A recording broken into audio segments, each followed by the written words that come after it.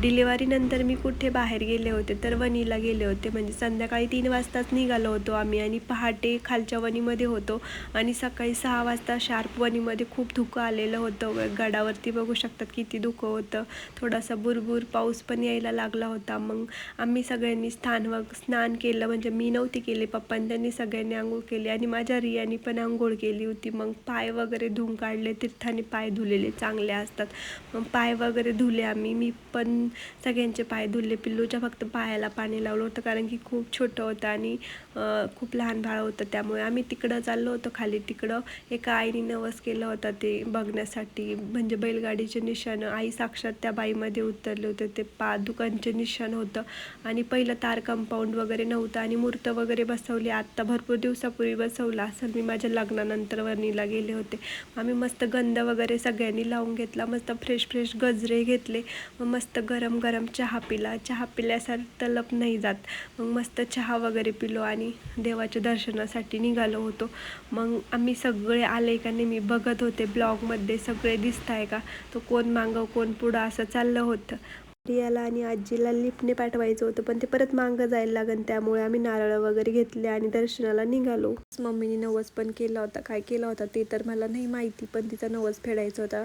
त्या कारणाने आम्ही वणीला गेलो आणि वणीला जायचं आमचं एकदमच अचानकच ठरलं होतं आणि खूप तिला पूर्ण पायरीवरती कापूर पेटवायचं असं ठरवलं होतं. पण ते आता CCTVमध्ये त्यांनी बघितलं, त्यांनी खूप वेळ नाही पण थोडा वेळच कापूर पेटवू म्हणजे लावायला परवानगी दिली, म्हणजे त्यांनी पाहिलं नव्हतं तोपर्यंत मम्मीने त्यांनी पेटवला. आणि नंतर आजीने त्या पण मस्त चालल्या होत्या आणि रियाला ते आमच्यासोबत होते ड्रायव्हर आणि आबा जे माझा चुलता, त्याच्यासोबत रिया पूर्ण गड चालत गेली. येताना मात्र उचलून आली. आमच्या आधी पोचले होते, तिथं बसले होते. मला बोलायची मम्मी घे ना, मग इथं ये वानरें दिसले आम्हाला, कारण की मी बघत होते त्यांना, ते खाली दिसले नाही. वरती गेल्यावरती नक्की दिसले आणि आम्ही गेलो तेव्हा ना आईला स्नान घालत होतं. आम्ही खूपच लवकर गेलो होतो आणि मस्त मग आईचे दर्शन वगैरे पण झालं मस्त. तिथं खूप मस्त वानरं वगैरे होते. मग आईला आंघोळ घालायची पण चालू होती, आईला पाणी वगैरे डोळ्याला. पहिल्यांनी दृश्य पाहायला भेटलं वणीला गेल्यावरती, खूप छान वाटलं. आईला पाहिल्यावरती खूप छान असं मन प्रसन्न असं वाटलं. त्यानंतर आम्ही दर्शनं करून तिथं बसलो आणि रियानी मस्त माकडाला तिच्या हाताने पेढा वगैरे दिला. जरा वेळ आम्ही बसलो, दर्शनं वगैरे झाले आईच्या मंदिरात. जरा वेळ बसलं की थोडंसं मनाला शांती वाटते आणि माझ्या पिल्लूनी पाणी सांडून दिलं, म्हणजे रियानी. तर मग आम्ही खाली निघालो होतो, दर्शनं वगैरे झाले होते आमचे, मस्त दर्शनं वगैरे झाले. तर गावाकडचा नजारा पण आणि बघण्याचं दृश्य खूपच वेगळं होतं. पण काय ना, फोनमध्ये एवढं सगळं कॅचअप केलं मी, तरी पण मन भरंसं न वाटे ना, कारण की iPhone असल्यामुळे ते लवकरच स्टोरेज भरतं. मी खाली आलो गड चढून, म्हणजे गड उतरून खाली आलो होतं तेव्हा मस्त. आता बाहेर गेल्यावरती बाहेरचं प्रत्येकाचंच असतं, घरी खूप सारे असतं, पण मग बाहेर गेल्यावरती काहीतरी घ्यायचं होतं. तर मला काय घ्यायचं होतं, तर मला बांगड्या वगैरे भरपूर होत्या. मी तर काय बांगड्या वगैरे जास्त घेतल्या नाही, मम्मीने आणि मामीने त्यांनी कडे घेतले, कारण की ऑलरेडी माझ्याकडं भरपूर होत्या. मला एक पोत आवडली होती, मी ती पोत आणि कडं घेतलं होतं, बस तेवढंच घेतलं होतं. आणि आजीने हार घेतला होता रियाला. आणि मग काय मस्त खाली निघालो. आमचं तर हे बाई माणसांचं कसं असतं, लवकर उरकत नाही. मग आमचं तिथलं सगळं उरकलं होतं. मग आजीला त्यांना घंटी घ्यायची होती, तर बघत होतो आम्ही. नंतर आम्ही पुढं निघालो, तर याला करवंद खायचे होते, जांभळं पण होते, करवंद पण होते.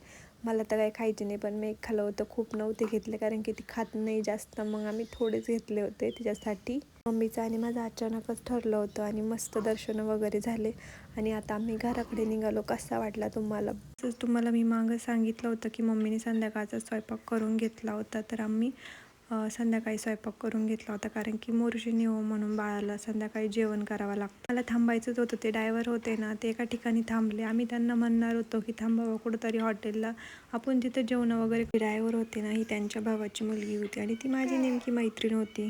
आम्ही पण चपात्या वगैरे नेल्या होत्या घरून, तसंच आम्ही जाणार होतो, त्यांना माहीत नव्हतं. अचानकच आम्ही त्यांच्या घरी पोचलो होतो. तिने पण त्यांच्या घरी पोचल्यावरती भाजी बनवली होती, डुबुक वड्याची भाजी बनवली होती. मी पण खूप दिवसांनी भेटलो होतो लग्न झाल्यानंतर. पोचल्यानंतर. तिच्या घरी पोचल्यानंतर तिने सगळ्यांना चहा वगैरे केला होता. तसं तिच्या घरचे पाहुणे, तिचे हस्बंड, तिची सासूबाई, घरचे माणसं एकदम फ्रेंडली होते. तर तिचं एक बाळ पण होतं माझ्या रिया, आणि त्याला म्हटलं आधी चाल, तर आधी येईना.